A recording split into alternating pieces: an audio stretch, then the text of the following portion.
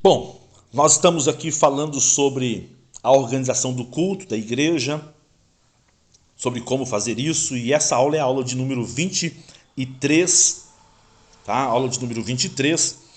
E em Timóteo 2:1, ele vai colocar várias palavras que parecem até redundância, né?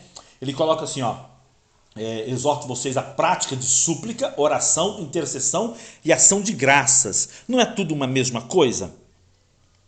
As várias formas de oração que são apresentadas aqui, a gente pode observar o seguinte, que existe pelo menos 7 substantivos gregos para oração. E 4 desses 7 substantivos gregos, eles são usados neste versículo 1. As súplicas dão a ideia de apresentar um pedido por uma necessidade que sentimos, suplicar ao Senhor. Orações é um termo mais comum, mais usado pelos cristãos, pelos religiosos, de uma maneira geral, né, é mais usado, porque é uma atividade que vai enfatizar o caráter de estar sempre, né, se consagrando ao Senhor, sempre orando a Deus. Ou seja, você pode orar falando, você pode orar cantando. Então, oração é uma maneira geral. Então você pode passar o dia todo orando enquanto dirige, orando enquanto limpa a casa, orando enquanto trabalha no escritório, orando enquanto está fazendo uma cirurgia, enquanto está atendendo um paciente. Você pode estar orando enquanto está viajando, deitado, sentado, enfim, você pode estar o tempo todo orando, mas existe um momento que você vai fazer uma súplica, que é algo muito específico acerca de uma necessidade. Tá? Então, são alguns termos importantes que a gente pode observar aqui. A gente tem uma tradução mais próxima para intercessões também, que é petições. Você vai apresentar pedidos. Não são aqueles pedidos tão urgentes ou tão, necessários como as súplicas, mas são petições que devem ser apresentadas diante do Senhor. A gente vê esse mesmo termo traduzido às vezes por oração, mas são petições, os pedidos, né, que vão sendo colocados diante de Deus. E ações de graças, que faz parte de uma adoração. Ou seja, você vai adorar ao Senhor, você vai fazer uma oração em forma de cântico e apresentar ao Senhor um agradecimento.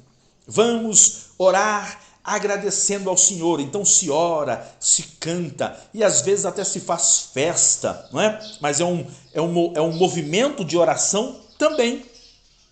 O que está escasso, o que está muito escasso, porque independente de ser da igreja, do ministério, da placa A, B, C ou D, mas a prática das reuniões, dos cultos, dos movimentos que levam os cristãos em ação de graças está terminando, está acabando. Não é? Eu, há muitos anos atrás, me lembro de que pelo menos uma vez na semana tinha lá na casa do irmão que conseguiu um emprego, na casa da irmã que recebeu uma cura, na casa de um casal que comprou a sua casa, na casa daquela outra família que comprou um carro, naquela casa daquele irmão que recebeu uma vitória, uma resposta de oração. Então eles se moviam e faziam lá um culto de ação de graças, um culto em ação de graças, e se louvava, e se adorava, e se ministrava uma palavra, ações de graça. Então, Paulo diz a Timóteo, olha, você deve começar por 4 vias. Eu falei para vocês aqui, que são pelo menos 7, né? 7 termos substantivos gregos para oração, e Paulo dá para Timóteo aqui no versículo 1. Esse versículo 1 ele é riquíssimo, a gente podia passar aqui horas falando só do versículo 1. Mas ele dá para Timóteo aqui 4 caminhos, né? Começa por esses 4 caminhos, Timóteo. Começa pela súplica, apresenta a Deus as necessidades mais urgentes. Depois você vai para a oração, porque você precisa orar sem cessar, orar o tempo todo, o dia todo, em todos os lugares.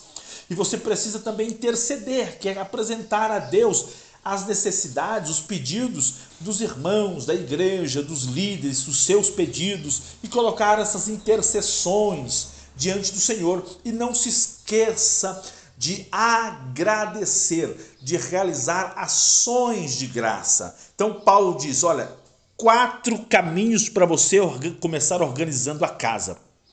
Como pastor, como líder. Então olha só que coisa linda, né? Paulo cerca Timóteo de todos os lados para orar. Ou você ora a oração trivial do dia a dia, aquela que você fica o dia todinho falando com Deus, ou você ora pelas súplicas, ou você ora pelas petições, intercessões, ou você ora agradecendo, mas você deve orar.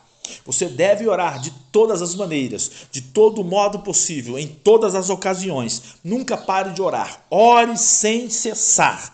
Ore sem cessar. E depois que você terminar de orar, ore de novo. E depois que você terminar de orar, ore mais uma vez. E quando eu devo parar de orar? Quando a bênção chegar.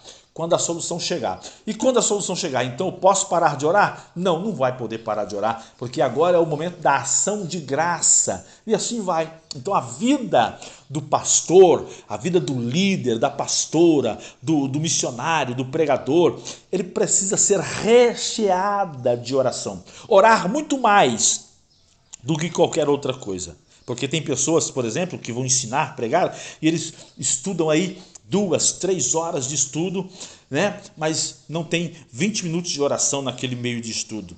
20 minutos de intercessão, 20 minutos de súplica por aquelas pessoas que vão ouvir aquela palavra.